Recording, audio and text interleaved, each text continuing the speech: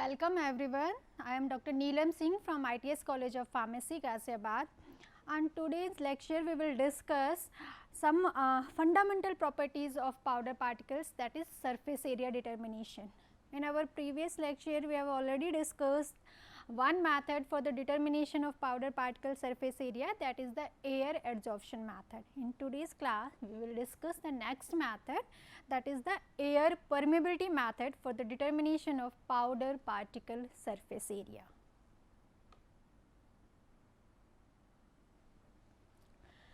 So, surface area and particle size both are the fundamental properties of any powder particles, and some others are derived properties which are derived from these two fundamental properties. So, there are two methods for the determination of powder particle surface area. One was the air adsorption method, in which we studied the bed theory, Brunner, Ahmet and Taylor theory, and there is the Quantasorb was the instrument which is used for the determination of the particle surface area by air adsorption method, and there is a specific surface area formula in which we have put the value of Vm, volume of gas is used to make a monolayer. In this way we calculate the specific surface area by air adsorption method. Now then second method, that is the air permeability method. So, it is the principle of air permeability method. Greater the specific surface area of the powder. What is the difference between specific surface area and surface area? Surface area, specific surface area denotes the unit quantity. When we determine the surface area of a unit quantity, then it is known as the specific surface area. Similarly, same difference between specific surface area and surface area is just similar to the difference between your amount and concentration. So, greater is the resistance to flow to the fluid flowing through it. Volume of gas that flows through powder bed in time t is decreased, that is permeability of gas is decreased. That means when the surface area of the powder will be increases, eventually the permeability of gas will also decrease.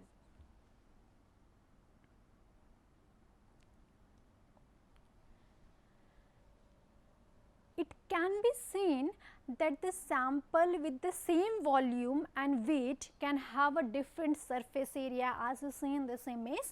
This is a cube of a 1 centimeter, that surface area of this is 6 centimeter square. When we divide the same cube in a 8 equal division, so what we will get, the surface area will be a 12 centimeter square, then surface area will be increased from 6 to 12 centimeter. How it will be increased? When you micronize or when we crush the particles.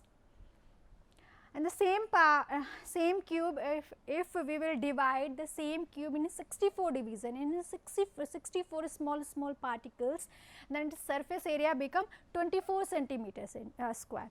See, in a same block and a same cube, when that cube have a surface area of a 6 centimeter square, when we divide that same cube in 8 portions, then the surface area become a 12 centimeter square, and when we divide that same cube in a 64 division, then the surface area will increase 24 centimeter square. That means whenever you micronize the particle, whenever you reduce the particle size, the surface area will increases.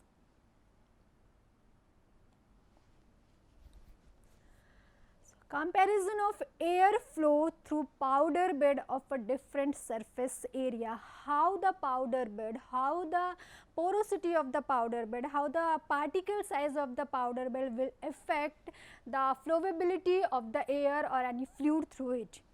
Suppose there are two tubes, one tube is A, second tube is a B, and the tube A is filled with a pebble, and both tube have same cross sectional area, same dimension, and the tube A is filled with pebbles, and the flow of air through this bed of pebble is says a VA ml per second for a given pressure drop, that is delta P across the bed. And if the same pebbles, we have crushed these pebbles into the fine powder, and the surface area in this case will increase enormously. So, if this powder is filled in the same tube, the volume of air in the tube A the volume of air was VA, and in tube B the volume of air will be VB ml per second under the same pressure drop, that is delta P. That means there are two tubes, one tube is a A, second tube is a B. Both tube have a same dimension, same cross sectional area, same diameter, everything is same. When only the difference is that in a first tube we have filled the pebbles, this is large size particles, and the second tube we filled the crust particle, that is a particle size which have a smaller size and increased surface area. See, as this is a picture, this is the tube A, this is the tube B, this is tube A, tube B. These both the tube have a same dimension, same area of cross section, same length, everything is same. In the tube A, we have filled, we make a bed of pebbles. See, all the small pebbles we have filled in this. In the second tube, we just crush these particles, we can micronize this particle into the smaller one and fill these particles in this. So, see, here the level of these pebbles, same pebbles when we micronized and filled in this tube, then the area, the volume occupied by these pebbles will be decreases. Why the volume will be decreases? Because when the particle get micronized, when the particle becomes small, they may the packing of that such type of a particle will be more compact. If the more compact packing, that means there will be a less void space. If there will be a less void space, that means the particle become compacted, and when it become compact, then it be the volume occupied by that particles will be less. So, in case SA and SB, SA is the surface area of this, SB is the surface area of tube B. Here SA is less than SB, that means the surface area of this pebbles is less as compared to the surface area of this crust particle filled in the tube B.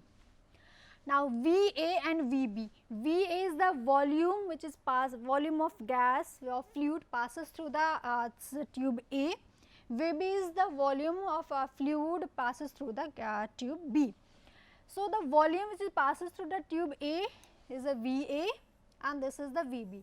So, volume which passes through the tube A will be more as compared to the tube B. Why it will be more? Because there is a less hindrance, less resistance, and here in this in the case of tube B where we filled a crust particle, there will be a less void space and more hindrance. So, permeability of a gas is inversely proportional to the surface area of the particle. See, in a tube A there is a surface area is less, in tube B surface area is more. So, that is why here the VA is more and here the VB is less. That means the permeability of gas, the penetration of the gas is inversely proportional to the surface area of the particle. If you increase the surface area, automatically the particle will become compact and that the permeability or the air flow through that system will be decreases. So, same principle, that the permeability of gas is inversely proportional to the surface area of the particle. Same principle is applicable in the case of the determination of the powder surface area by air permeability method using the Cosine-Kármán equation. The flow rate through powder plug on a tube will be also affected by degree of compression. So, if we micronize the particle, we reduce the particle size, then the degree of compression, that means the force by which you will compress the particles. So, smaller particles will compress more as compared to the larger particles. So, the flow rate through powder plug on tube will be affected by degree of compression. The more the compact the plug, the lower the porosity and greater is the resistance to air flow or any fluid flow.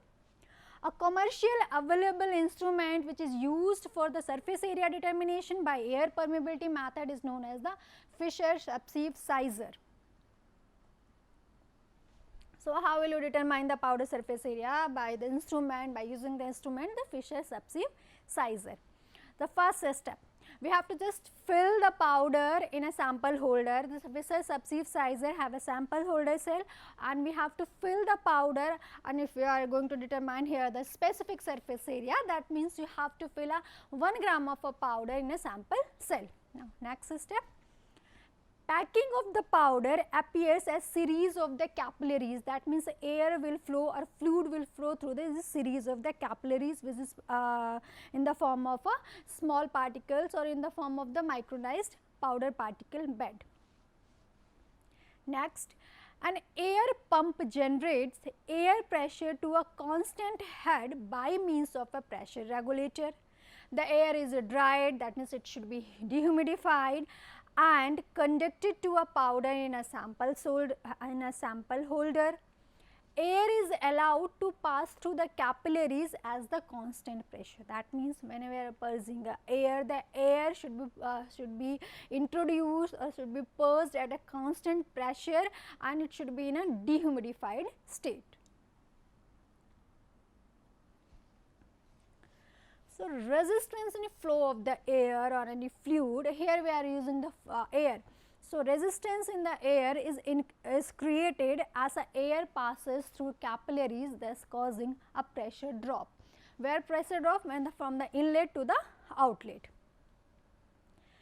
Calibrating valve is to calibrate manometer, because the manometer is the device to measure the pressure difference. So, calibrate the valve of the manometer.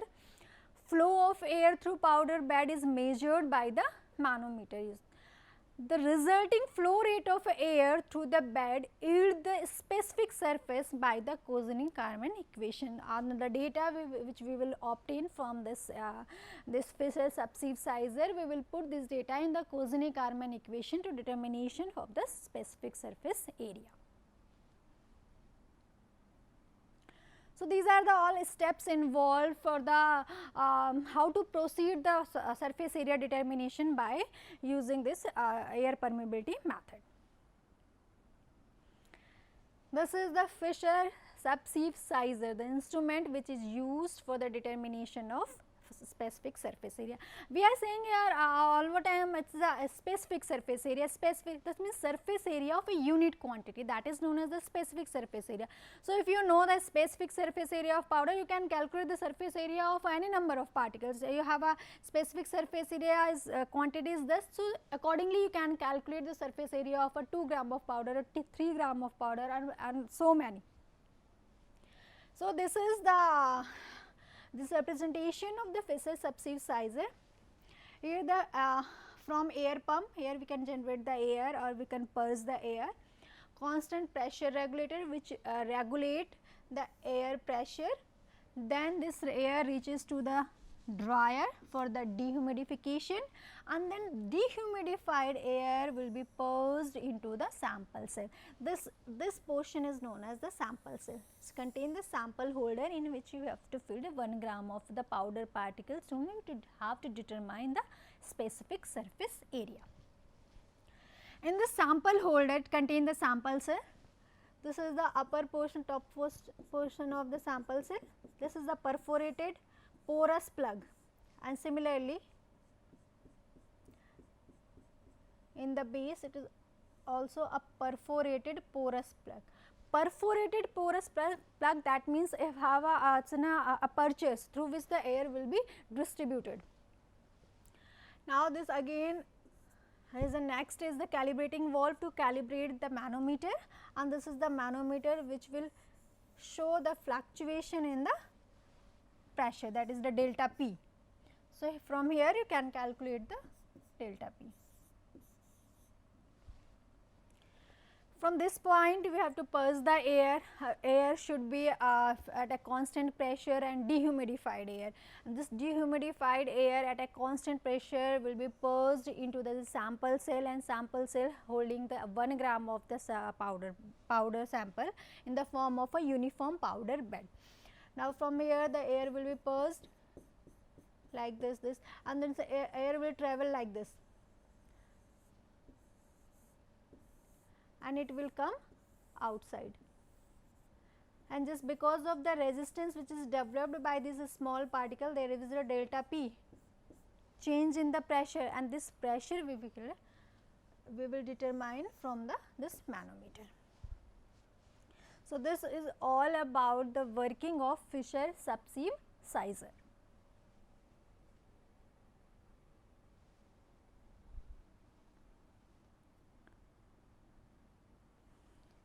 For in this powder sample or in a powder bed, suppose that this is the powder sample. Okay. This is the perforated plug, and this is also a perforated plug. These are the particles, powder particles filled in the form of a uniform powder bed. And again here are these are the particles which are filled in the form of uniform powder bed.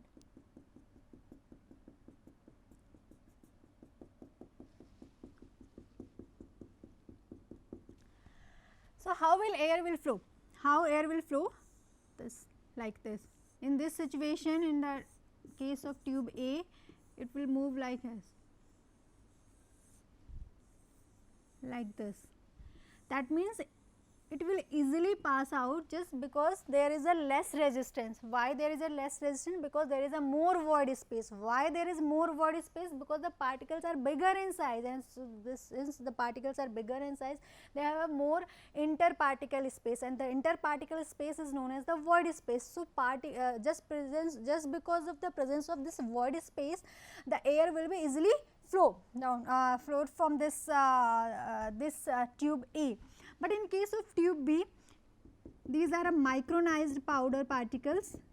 They may be they will be more compacted, and just because of the high compressibility, there will be a more resistance to flow of the fluid or any liquid. So, how will they get the path? There will be more hindrance, more resistance in case of a micronized powder. So, there will be delta P pressure drop, and here will be also a delta P. So, in this way, by using the instrument Fischer Sub Synthesizer, we can determine the specific surface area by air permeability method.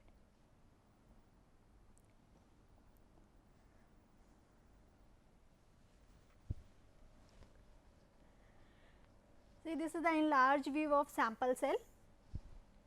This is the air flow. This is the powder particles. See, in this powder bed of particles, all the particles are not of a same size. There is a size range of the particles. Some are very small particles, some are bigger than this from these particles. So, these particles, because these particles dispersion is polydisperse. This is polydisperse nature of particles. So, when we purge the air, then air will go like this, and this come outside, and here the calibrating wall, and this is connected to the manometer, which will give the value of the pressure variation, or pressure varies with the particle size. This pressure variation है जो delta P है, that is depends on this pressure drop. Now, put this value in the calculation of specific surface area. The formula for a specific surface area, this equation is known as the Cosine-Karman equation. The Cosine-Karman equation is applicable in case of the Fischer Sub Synthesizer, and as similar in a case of the air adsorption method, we are using the Quantus-Orb as an instrument and BET equation for the determination of the specific surface area. Here we are using the Fischer Sub Synthesizer as the instrument and the Cosine-Karman equation for the determination of a specific surface area. The formula for the determination of a specific surface area is V equal to A upon eta SVW square. In this formula, this SW, specific surface area, you have to determine. So, in this formula, some values are fixed. For example, V is the volume of air that flows through the powder bed in a time t second. So, you know the time t, and also the volume of air which we are purging. SW is the specific surface area, this we have to determine, this is the unknown value. A is the area of cross section of the powder bed, जो हमने इसमें powder भरा हुआ है, this is the area of a cross section of powder bed. K is the constant, is usually 5 plus minus 0.5. Epsilon is the volume porosity of the powder bed, which is a dimensionless quantity, and we will discuss in the next slide what is the epsilon. So, delta P is the pressure drop across the bed, L is the sample cylinder length, and eta is the air dynamic viscosity. So, in this equation, this is the unknown value is only SW. So, by putting rest of the data, we can calculate the SW, that is the specific surface area of a powder sample. So, what is the volume porosity? Here we have used one term epsilon. This is known as the volume porosity of the bed, powder bed. So, volume porosity is the volume of the air space between particles divided by the total bed volume. For example, suppose that these particles are filled in this container,